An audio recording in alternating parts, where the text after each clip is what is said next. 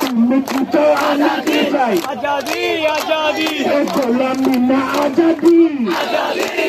Justice justice একটা তালিক দাও দয়া দয়া চলে বল হাদি ভাইয়ের হত্যার আরো দেব রক্ত রক্তের বন্যায় এসে যাবে অন্যায় অ্যাকশন টু অ্যাকশন ডাইরেক্ট যুবলীগের বিরুদ্ধে ডাইরেক্ট অ্যাকশন যদি চাও মুক্তি। আমরা এই হাদি ভাইয়ের বিচারের দাবি নিয়ে লং মার্চ টু ঢাকায় দরকার হইলে কর্মসূচি ঘোষণা করব।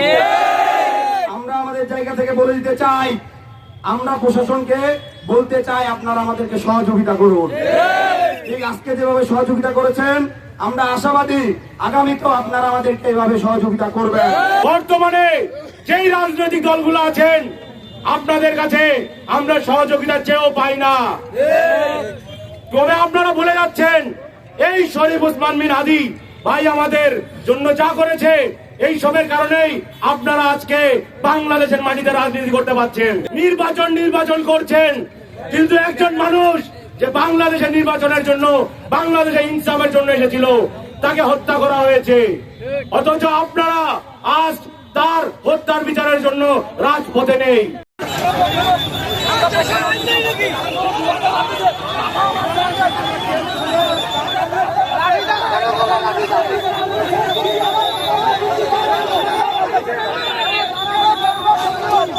আমরা সেনাবাহিনীর এই নির্লজ্জতার মেনে নিতে পারতেছি না। আমরা এটা কোন ধরনের নির্লজ্জতার পরিচয় দিল?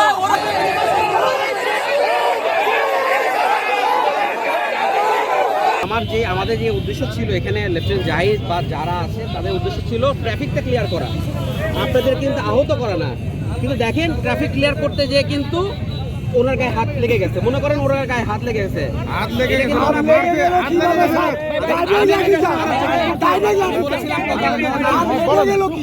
হয়ে থাকে আমি ক্যাম্প কমান্ডার হিসেবে পঞ্চগড় আমি এটা দেখবো।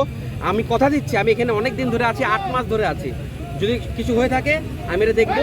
বাট এখন যদি আপনাদের কিছু দাবি দেওয়া থাকে আমাদের কাছে, আমরা এখানে এত মানুষের মধ্যে আমি এগুলা নিয়ে ডিসকাস করতে আসি না।